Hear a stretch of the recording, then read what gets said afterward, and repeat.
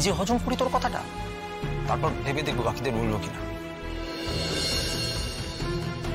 তোর ছোটদা এখন কোথায়?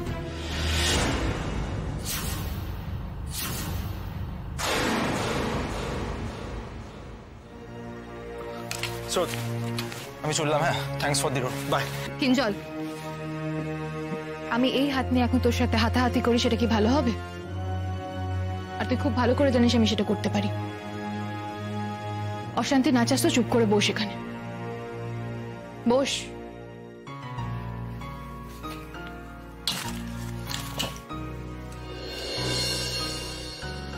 তুই যেটা বলছিস সেটা next to impossible.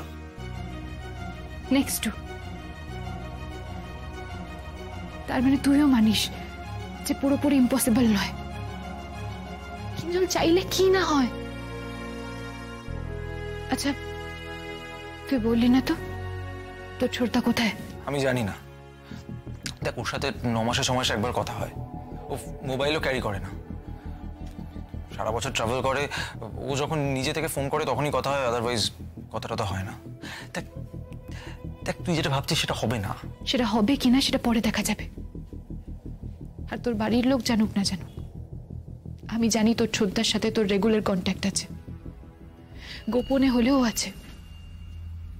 Kinjal, please ছোটদার সাথে আমার যোগাযোগ করিয়ে দে। কেন? কারণ আমি জানি তোর ছোটদার সাথে এই গ্রুপগুলোর যোগাযোগ আছে। আগেরবার যখন দেখা হয়েছিল তখন কথায় কথায় শেয়ার করেছিল। কিঞ্জল, আমি তোর ছোটদাকে ধরে ক্রান্তি ভাইয়ের দল অব্দি পৌঁছতে চাই। কি হলো? তারপর তারপর তুই তোর এই গুলি খাওয়া হাত নিয়ে ওখানে যাবি, তোর মেজদির ব্যাপারে সব ইতিহাস জানতে। আর ওরাও তোকে সুন্দর করে সব গড়গড় করে বলে দেবে ভালো মানুষের মতো, আর সুন্দর করে বাড়ি পাঠিয়ে দেবে। নাকি তোর মেজদি ভাইও তোর সঙ্গে এখানে আসবে সামার ভ্যাকেশন কাটাতে। কোনটা? দারুণ আইডিয়া, দারুণ আইডিয়া, দারুণ। কিঞ্জল, ঠাট্টা করিস না, দেখা করাটা জরুরি। আর বাড়িতে কি বলবি? এই ব্যান্ডেজওয়ালা হাত নিয়ে কোথায় গেছিস? পিয়ালবনিতে হাত সারাই করতে? জানি না, আগে তো ছোটদাকে তো ধরি। কেন, কি হচ্ছে? হ্যাঁ, কিছু তো হয়েছে। ওকে কাল বললাম আমাকে বিয়ে করে নিতে, সেটা শুনেই হয়তো ভয় পেয়ে গেছে বেচারা। তুমি ক্রান্তি ভাইকে বলে দিচ্ছ? হ্যাঁ, মানে যেভাবে আমাকে এখন বললে এরকম সোজাসুজি ভাবে বলে দিচ্ছ? একেবারে। তোমার না হিম্মত আছে, বুঝেছো? ওই ডিয়ারিং তোমার। হ্যাঁ হ্যাঁ, কবে সুযোগ পাই না পাই, আজ ঝড়, কাল পুলিশ, পরশু বাঘ, তারপর দিন সাপ, কবে কি হয় বলা যায় না তো, কবে ফট করে মরে যাব। তাই বলে দিলাম মনের কথা। তুমি না ভারী দোষী মেয়ে আছো, জানো তো। এই আমাকে বলো না, ক্রান্তি ভাই কি বললো বলো। বললো পুলিশে সারেন্ডার করে নিজের বাড়ি ফিরে যাও, অল্প দিনে জেল হবে, তারপর আবার আরামে থাকতে পারবে। তো তুমি কি বললে? ভেবে দেখলাম সারেন্ডার করাই ভালো। আর এত দৌড়াদৌড়ি ভালো লাগছে, সেই ছোটবেলা থেকে কি সব করে এসেছি কে জানে, কখনোই ঠিক কাজ করিনি। তাই এখন ঠিক কাজটাই করব, সারেন্ডার। এই তুমি সারেন্ডার করলে ওদের কি হবে সেটা তুমি বুঝো? তুমি তো আমাদের ব্যাপারে সবকিছু গিয়ে বলে দেবে।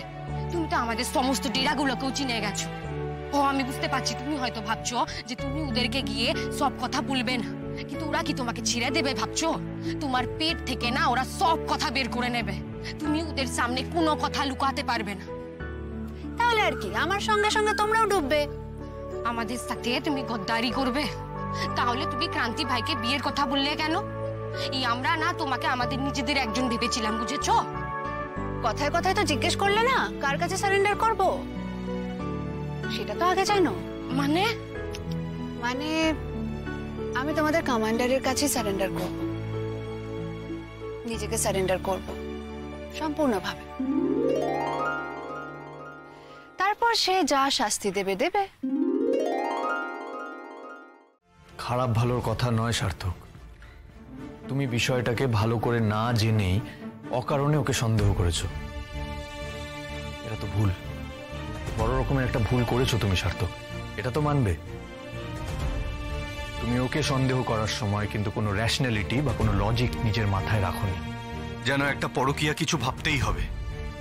এটা মাথায় রেখে তুমি একটা অর্থহীন অসম্মানজনক সন্দেহ নিজের মনের মধ্যে পুষে রেখেছিলে দিনের পর দিন। স্রোতকেও তুমি মেন্টালি টর্চার করেছো। এটা ঠিক না সার্থক।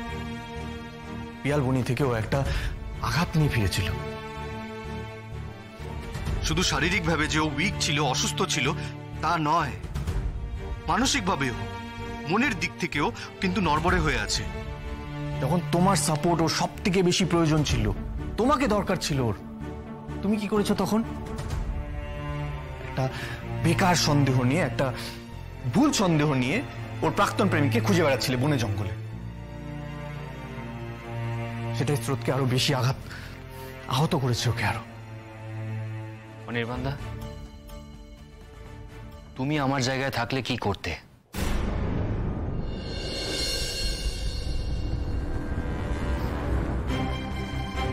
মানছি আমি একসময় দিদিকে সন্দেহ করেছিলাম, কিন্তু আমাকে ভুল প্রমাণ পাঠানো হয়েছিল। আমি তোমার মতন এরকম ইললজিক্যালি সবকিছু ভাবতে পারতাম না। তোমার যেরকম ভুল ধারণা তৈরি হয়েছে সেটা আমার হতো না। আচ্ছা সার্থক, তুমি তো কোনো প্রমাণ পাওনি ওর কোনো প্রাক্তন প্রেমিক আছে বলে? পেয়েছো কি কখনো? স্রোতের কোনো প্রাক্তন প্রেমিক আছে, এক্স বয়ফ্রেন্ড আছে, কখনোই তো পাওনি। তাহলে তোমার মাথায় এই ধরনের ভাবনা আসছে কি করে? ইনফ্যাক্ট তুমি কিন্তু ওর ব্যাপারে সবকিছুই জানো। ওর বন্ধুদেরকে ভালো করে চেনো, ওর পড়াশোনার গণ্ডি, ওর মেলামেশার গণ্ডি সবটাই তোমার জানা। ও যে মেডিকেল ক্যাম্পে গেছে, কাদের সাথে গেছে, সবাইকে তুমি চেনো, খুব ভালো করে চেনো।